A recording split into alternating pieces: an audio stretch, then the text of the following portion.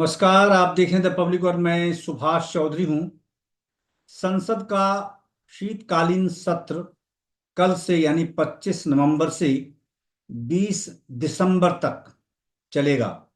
कल से शुरू होगा और 20 दिसंबर तक चलेगा। संसद का यह सत्र अभी हाल ही में हुए दो राज्यों के विधानसभा चुनावों के परिणाम आने के बाद हो रहा है। जाहिर है उसकी गर्माहट यानी चुनावी गर्माहट जो संसद के बाहर देखने को मिलती रही है पिछले एक डेढ़ माह में इस देश में, उसकी हनक संसद में भी निश्चित रूप से देखने को मिल सकती है। इस प्रकार की आशंका और संभावना दोनों ही है। यानी संसद में सत्ता पक्ष और विपक्ष के बीच नोकझोंक, खींचतान, बहस मुबाहिसा, साथ ही रोका टोकी के साथ संसद से वॉकआउट तक की स्थिति आपको देखने को मिल सकती है। जाहिर है यह लोकतांत्रिक प्रक्रिया का एक अनिवार्य अंग भी है कि जब तक विपक्ष सत्ता पक्ष को न टोके या फिर सत्ता पक्ष अपनी सक्रियता न दिखाए सरकार के रूप में, देश की जनता के प्रति, मुद्दों के प्रति, विषयों के प्रति संवेदनशीलता न दिखाए, तो फिर वह लोकतंत्र कैसा। इसलिए हमारी संसदीय परंपरा लगातार समृद्ध होती जा रही है और नित्य नए प्रयोग भी देखने को मिल रहे हैं। तभी आप अपने संविधान में अब तक सैकड़ों संशोधन भी देख पाए हैं। और इस बार भी आपको इस सत्र में, शीतकालीन सत्र में भी कुछ ऐसे विधेयक पारित करते हुए दिखेंगे जो कि संशोधन विधेयक के रूप में इस बार पेश किए जाएंगे। इसकी संभावना प्रबल है। और इस सत्र में जैसी कि जानकारी हमें मिली है कि वक्फ संशोधन विधेयक सहित 17 बिल इस बार सरकार चर्चा के लिए संसद में लाने वाली है और उसे पारित कराने की कोशिश भी होगी, उसकी प्रक्रिया भी अपनाई जाएगी। इसे इनलिस्ट किया गया है चर्चा की दृष्टि से। इसमें 5 नए विधेयक भी हैं और इस दृष्टि से आज सरकार ने ऑल पार्टी मीटिंग बुलाई थी जिसमें 30 पॉलिटिकल पार्टीज के लगभग 42 नेताओं ने भाग लिया और सभी ने अपनी अपनी बातें उसमें रखी विस्तार से। सबको मौका दिया गया, जैसा कि संसदीय कार्य मंत्री किरण रिजिजू ने इस बैठक के बाद पत्रकारों को जानकारी दी। इनमें एक सहकारी विश्वविद्यालय की स्थापना संबंधी विधेयक भी है, जो 5 नए विधेयक जिसकी चर्चा मैं कर रहा हूं। और लंबित विधेयक में वक्फ संशोधन विधेयक भी है, जिसके कारण से जो आशंका या संभावना की बात मैं कर रहा हूं, यह एक बड़ा कारण होगा इस बार इस सत्र में संसद में गर्माहट लाने वाला। यानी वक्फ संशोधन विधेयक को लेकर सत्ता पक्ष और विपक्ष के बीच गहरे मतभेद हैं। दोनों की अपनी अपनी मान्यताएं हैं और उन मान्यताओं के आधार पर उनका जो वैचारिक फ्लो है वो बिल्कुल अलग अलग दिशा में है। तो इसलिए ही पिछली बार बहस हुई, इस पर हंगामे हुए और अंततः विपक्ष की मांग पर सरकार ने वक्फ संशोधन विधेयक को के लिए जेपीसी गठित कर दी थी। दोनों सदनों के सदस्यों सहित जो ज्वाइंट पार्लियामेंट्री कमेटी बोलते हैं, संयुक्त संसदीय समिति का गठन किया गया था इस पर विचार करने के लिए। और वक्फ संशोधन विधेयक को विचारार्थ संयुक्त संसदीय समिति को सौंप दिया गया था। यह समिति संसद में रिपोर्ट पेश करेगी, इस बार ये उम्मीद जताई जा रही है। जैसा कि सरकारी सूत्रों का कहना है कि समिति की रिपोर्ट आने के बाद उस पर चर्चा होगी और फिर चर्चा के बाद फिर इस विधेयक को पारित कराने के लिए लोकसभा में इनलिस्ट किया जा सकता है। इसकी संभावना दिख रही है। हालांकि पत्रकारों ने जब किरण रिजिजू को पूछा, इस बिल से संबंधित खास तौर से सवाल किया, तो उनका कहना था कि इस मामले पर वो केवल इतना ही कह सकते हैं कि जेपीसी की रिपोर्ट के लिए पिछली बार सत्र में सदन में यह फैसला हुआ था कि जेपीसी की रिपोर्ट शीतकालीन सत्र के पहले सप्ताह के अंतिम दिन से पहले ही उसकी रिपोर्ट यहाँ पेश करनी होगी। और अगर किसी कारण से इसमें डिले होती है तो फिर उसके लिए फिर समिति सदन में आकर समिति के अध्यक्ष एक प्रक्रिया होती है और सदन से फिर उसकी समय सीमा विचारार्थ समय सीमा बढ़ाने के लिए अनुमति ले सकती है समिति। तो इस प्रकार की प्रक्रिया अपनाई जा सकती है। इसका मतलब है कि ये द्विअर्थी संकेत सरकार ने आज पत्रकार वार्ता में दिया है। किरण रिजिजू के स्टेटमेंट से ऐसा लगता है कि संभव है कि अभी वक्फ संशोधन विधेयक जो जेपीसी के पास है विचारार्थ, जेपीसी की रिपोर्ट अब तक संभवतः फाइनल नहीं हुई है। इसी कारण से वो समय एक्सटेंशन की बात कर रहे हैं, ऐसा संकेत उन्होंने दिया है। तो और जब पत्रकारों ने उनसे पूछा कि क्या इसी सत्र में उसे पास कराया जाएगा, उन्होंने कहा कि देखिए संसद में किसी ऐसे इमरजेंसी में या किसी विशेष बिल को तत्काल पेश करने की अलग प्रक्रिया है और सरकार का वह अधिकार भी है, यानी लोकसभा अध्यक्ष की अनुमति या फिर राज्यसभा के चेयरमैन की अनुमति से उसे किया जा सकता है। तो उसकी प्रक्रिया है, अगर ऐसा कुछ होगा तो वो प्रक्रिया अपनाई जाएगी। उन्होंने स्पष्ट इस मुद्दे पर अभी कुछ भी ऐसा नहीं कहा, द्विअर्थी संकेत उन्होंने दिया अपने स्टेटमेंट में।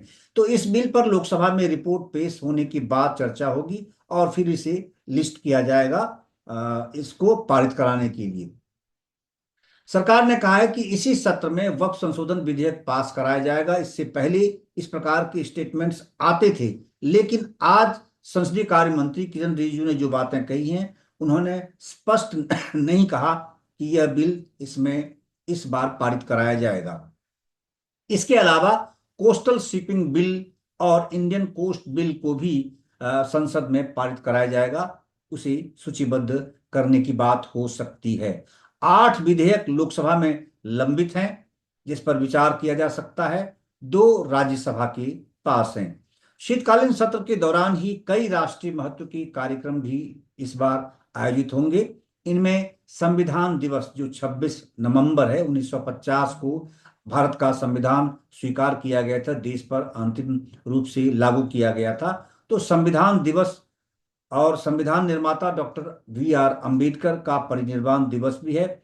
और संसद पर हमले की वर्षगांठ के समय उसमें जो हमारे सुरक्षा कर्मी संसद की सुरक्षा की दृष्टि से शहीद हुए थे, उन्हें श्रद्धांजलि देने के लिए भी कार्यक्रम का आयोजन लगातार हर वर्ष किया जाता है। तो उस परंपरा का निर्वहन भी होगा। खासकर जो संविधान को स्वीकार किए जाने का जो 75वां वर्षगांठ है इस बार संविधान दिवस के अवसर पर, उस दिन देश की राष्ट्रपति द्रौपदी मुर्मू संबोधित करेंगी दोनों सदनों की संयुक्त बैठक को। ऐसा संसदीय कार्य मंत्री किरण रिजिजू ने पत्रकारों को बताया। उन्होंने कहा कि 26 नवंबर 1950 को स्वीकार किया गया था और ये जो संविधान दिवस का कार्यक्रम है इस बार कुछ खास होगा क्योंकि 75वां वर्षगांठ है। उन्होंने कहा कि इस बार संविधान के बारे में कुछ ऐसी जानकारियां हैं जो अब तक देश की जनता को, देश के आम लोगों को बहुतायत में जानकारी नहीं है। तो इस बार कुछ ऐसे खास पब्लिकेशंस भी होंगे, कुछ बुक्स भी ऐसे पब्लिश किए जाएंगे, कुछ ऐसे आर्टिकल्स भी पब्लिश किए जाएंगे। और ये जो कार्यक्रम है संविधान दिवस का पूरे साल चलेगा, यानी उनके कथनानुसार 2025 पूरा का पूरा चलेगा, अगले वर्ष 26 नवंबर तक। यानी शहर से लेकर गांव तक हर गांव गांव में इससे संबंधित लोगों में जागरूकता पैदा करने की दृष्टि से संसद की कुछ बातों को, उसकी जानकारियों को, कैसे तैयार हुआ, उसकी प्रक्रिया क्या अपनाई गई थी और संविधान में जो पिक्चर्स, जो तस्वीर उसमें शामिल किए गए हैं, जो बातें उसमें कही गई हैं, संविधान निर्माताओं ने जिन जिन तरह से बहस की थी कि किन विषयों पर क्या कुछ कहा था, संभव है इससे संबंधित कुछ खास बुकलेट्स इस बार केंद्र सरकार जारी करेगी, अलग तरीके से संभव है उसे परिभाषित कर, जिससे कि आम लोग आम भाषा में उसे ठीक ठीक समझ पाए और उसकी जानकारी ले पाए। ऐसा किरण रिजिजू का कहना था। उन्होंने कहा कि ऑल पार्टी मीटिंग में का जो आउटकम है बहुत अच्छा रहा। बहुत ही फ्रेंडली वातावरण में, कॉर्डियल एनवायरनमेंट में सभी लोगों ने अपनी अपनी बातें रखी। छोटे छोटे दलों के फ्लोर लीडर्स को भी अपनी बात वहां रखने का मौका दिया गया। सकारात्मक चर्चा हुई। किरण रिजिजू ने पत्रकारों को बताया कि सभी दलों की फ्लोर लीडर्स ने अपने अपने सुझाव दिए और मांगे भी रखी। मांगों में उन्होंने संकेत दिया कि सांसदों ने या फिर फ्लोर लीडर्स ने, अलग अलग पार्टी के नेताओं ने अलग अलग विषयों पर संसद में इस सत्र में चर्चा कराने की मांग की। उन्होंने कहा कि बहुत सारे ऐसे विषय हैं जिसको वो संख्या में या गिनकर बता नहीं सकते क्योंकि उसकी संख्या बहुत ज्यादा है। उन मांगों को लोकसभा अध्यक्ष और राज्यसभा के चेयरमैन के सामने रखा जाएगा। साथ ही बिजनेस एडवाइजरी कमेटी जो पार्लियामेंट की होती है, जो कि संसद की कार्यवाही के लिए एक तरह से वो रूपरेखा तैयार करती है, क्या होना है क्या नहीं होना है, उसमें बिजनेस एडवाइजरी कमेटी से ही उसकी मोडलिटीज तय की जाती हैं। तो उस बिजनेस एडवाइजरी कमेटी में जिसमें सारे मेंबर्स होते हैं, उस बिजनेस एडवाइजरी कमेटी में तो सभी दलों के प्रतिनिधि उसमें होते हैं। तो वहां जो निर्धारित किया जाता है उसके अनुसार ही उस सत्र का को चलाया जाता है, उसको संचालन किया जाता है। कुछ ऐसे नियम भी होते हैं, संसद को कैसे व्यवधान नहीं होना चाहिए, क्या होना चाहिए, विषयों पर चर्चा होनी चाहिए, किन किन विषयों पर कब कैसे चर्चा होनी चाहिए, इस पर भी एक तरह से सैद्धांतिक सहमति उस बिजनेस एडवाइजरी कमेटी में होती है, जिसको लेकर चर्चा की जाएगी और उसके बाद ही फिर तय किया जाएगा। क्योंकि 25 नवंबर यानी कल से 25 और 26 को सत्र नहीं होगा क्योंकि विशेष समय है। तो 25 नवंबर से 20 दिसंबर तक जितना समय मिल पाएगा इस शीतकालीन सत्र में, जितने विषय समायोजित किए जा सकेंगे उन विषयों पर सरकार चर्चा करने के लिए तैयार है, ऐसा संसदीय कार्य मंत्री किरण रिजिजू ने कहा। आज की ऑल पार्टी मीटिंग में डिफेंस मिनिस्टर राजनाथ सिंह थे और स्वास्थ्य मंत्री जेपी नड्डा शामिल थे। किरण रिजिजू जो संसदीय कार्य मंत्री हैं वो शामिल थे और अर्जुन राम मेघवाल जो संसदीय कार्य मंत्री हैं वो भी बैठक में मौजूद थे।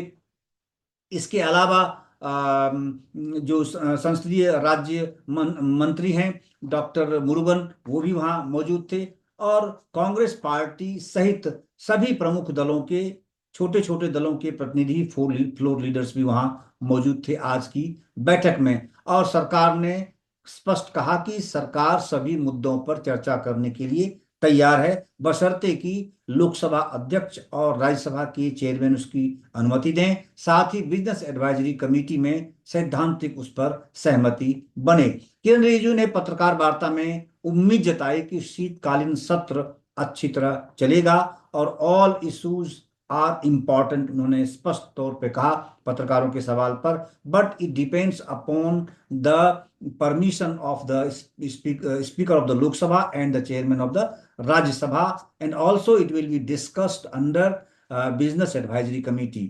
तो उन्होंने स्पष्ट कर दिया कि ये वहां डिस्कस करने के बाद ही कुछ तय होगा, क्योंकि पत्रकार उनसे ये सवाल कर रहे थे कि क्या अदानी वाले मुद्दे पर भी चर्चा होगी, क्योंकि कांग्रेस इस इशू को उठा रही है, कांग्रेस ने ऐसा कुछ कहा है। उन्होंने कहा कि मैं कोई स्पेसिफिक किसी विषय पर बात नहीं कर रहा, मैं इन जनरल कह रहा हूं कि हमारे पास बहुत सारी डिमांड्स आए, बहुत सारे विषय अलग अलग दलों ने सुझाव दिए हैं, मांग किए हैं और उन पर चर्चा बिजनेस एडवाइजरी कमेटी में डिस्कस करने के बाद ही की जा सकती है, सैद्धांतिक सहमति बनने के बाद लोकसभा स्पीकर और राज्यसभा के चेयरमैन उसको तय करते हैं। उन्होंने कहा कि 25 नवंबर से 20 दिसंबर तक के समय में जितना विषय समाहित किया जा सकेगा उस पर चर्चा होगी और सत्ता पक्ष और विपक्ष तालमेल से चर्चा करेंगे, संसद को चलाएंगे, ऐसी उम्मीद उन्होंने जताई। उन्होंने कहा वक्फ बिल की बात जब उन्होंने कहा तो उनका कहना था कि शीतकालीन सत्र के पहले सप्ताह के आखिरी दिन से पहले उसकी रिपोर्ट पेश करनी थी, इस प्रकार की सहमति बनी थी, ऐसा निर्णय सदन ने पिछले सत्र में लिया था। लेकिन अब निर्भर करेगा कि समिति अगर रिपोर्ट पेश करती है तो ठीक है, अगर नहीं करती है तो उनके पास ये अधिकार है कि वो सदन में आकर, लोकसभा में आकर फिर समिति का समय, उपयुक्त जितना समय उनको चाहिए उस समय बढ़ाने की, एक्सटेंड कराने की अनुमति ले सकती है, उसका समय बढ़ाया जा सकता है, ऐसा किरण रिजिजू ने कहा। आज संसदीय कार्य मंत्री ने इस बैठक की, ऑल पार्टी मीटिंग की जानकारी दी। तो ये थी आज ऑल पार्टी मीटिंग की पूरी एक एक जो उसका आईव्यू है, जो उसमें आज क्या कुछ हुआ है, और संसद का शीतकालीन सत्र किस तरह से कैसा रहने वाला है, कितनी गर्माहट आपको देखने को मिलेगी इस बार, राजनीतिक तापमान किस स्तर पर संसद में रहेगा, ये आने वाले समय में पता चलेगा। और कल से मेरी कोशिश होगी कि संसद के शीतकालीन सत्र की सभी प्रमुख गतिविधियों को आप तक हम सीधे पहुंचाने की कोशिश करते रहेंगे। इस एपिसोड में इतना ही। और संसद के शीतकालीन सत्र क्योंकि कल से शुरू है, तो उसमें जितनी महत्वपूर्ण गतिविधियां होंगी उसको हम कोशिश हमारी होगी कि सीधे हम आपको पहुंचाएं। और अगर आपने द पब्लिक वर्ल्ड को अब तक सब्सक्राइब नहीं किया है तो इसे जरूर सब्सक्राइब करें। और आइए अब आपको सुनवाता हूं कि संसदीय कार्य मंत्री किरण रिजिजू ने क्या कुछ कहा, सुनिए। ऑल पार्टी लीडर्स का मीटिंग हुई और बहुत अच्छी तरह से ऑल पार्टी का मीटिंग अभी यहाँ मेन कमेटी हॉल में हुई। पूरे मिलाकर के 42 पॉलिटिकल लीडर्स, 30 पॉलिटिकल पार्टीज के नेता और पार्टी के फ्लोर लीडर का आज पार्टिसिपेशन हुई। हर पॉलिटिकल पार्टी ने बहुत अच्छा सुझाव दिया और कुछ मांग रखे हैं और बारी बारी से हमने सारा पॉइंट नोट भी किया है। मैं आपको ये सूचित करना चाहता हूं कि जो पॉलिटिकल पार्टी के फ्लोर लीडर्स ने सुझाव दिया है उसको हम बिजनेस एडवाइजरी कमेटी में और राज्यसभा के चेयरमैन और लोकसभा के स्पीकर महोदय दोनों से बात करके फिर कौन कौन सा विषय चर्चा में लाना है इसका हम आगे बढ़ाएंगे। विषय तो बहुत है, कुछ विषयों पर सब लोग ने कहा कि चर्चा होना चाहिए। हम चाहते हैं कि विषय अच्छी तरह से लोकसभा राज्यसभा में चर्चा होनी चाहिए। सरकार तैयार है किसी भी विषय पर चर्चा करने के लिए, सरकार की ओर से हमेशा तैयार होते हैं। हम सिर्फ अनुरोध यही करते हैं कि सदन अच्छा से चले, हंगामा ना हो। कोई भी विषय पार्लियामेंट में रखता है तो शांतिपूर्वक उस विषय को चर्चा होगा तो बहुत लाभ मिलेगा।